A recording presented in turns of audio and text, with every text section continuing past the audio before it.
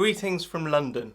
I hope that you've enjoyed following my Deep Thoughts About God video series. In the 20 videos that have been published as part of this series, I have intended to introduce viewers to some of the key ideas that are central to my philosophical perspective. I've never really enjoyed being on camera, and I know that the production characteristics of this series have been very basic, but what matters is the ideas that I've tried to communicate and the perspective that I've put forth for you to consider. Many viewers will have questions after watching the videos in this series. This is to be expected, as the videos have provided only snapshots of how my perspective relates to a number of key theological issues. I would like to make it clear that a wide range of questions and potential objections to the arguments that I have made in this series are discussed in detail in the 45 chapters of God's Grand Game, which is the book on which the videos in this series are based. I want to wholeheartedly encourage you to read the book because it brings together all the pieces of the puzzle into a clear, cohesive and systematic presentation of my worldview.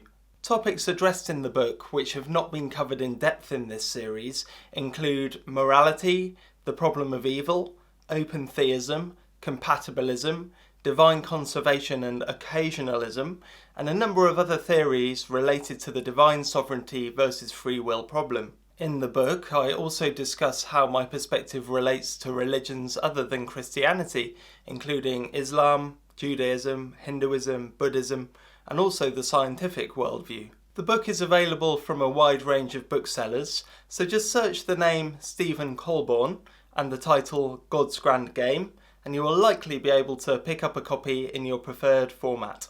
Nobody is perfect, and I'm sorry if anything that I've expressed in this series has not been clear or convincing.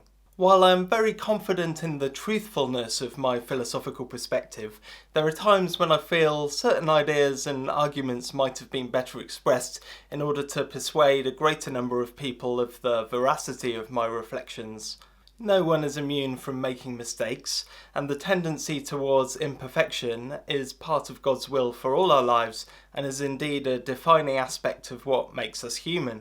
Ultimately, of course, this project is in God's hands, and the way in which God communicates with you through the videos in this series is out of my control. I hope that viewers have appreciated my sincere quest for truth, and I hope at least some people have been liberated by the arguments I have made in this series and more fully in the book. Perhaps I can close the series with a quote from the book of Ecclesiastes. "Yet when I surveyed all that my hands had done, and what I had toiled to achieve, everything was meaningless, a chasing after the wind.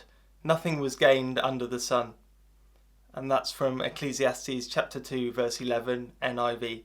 While on one level I hope that my deep thoughts about God have impacted your life in a positive way, on another level I recognise that my own existence and any work that I leave to posterity are like a tiny drop in an ocean so vast as to almost entirely eclipse the significance of any work that I do.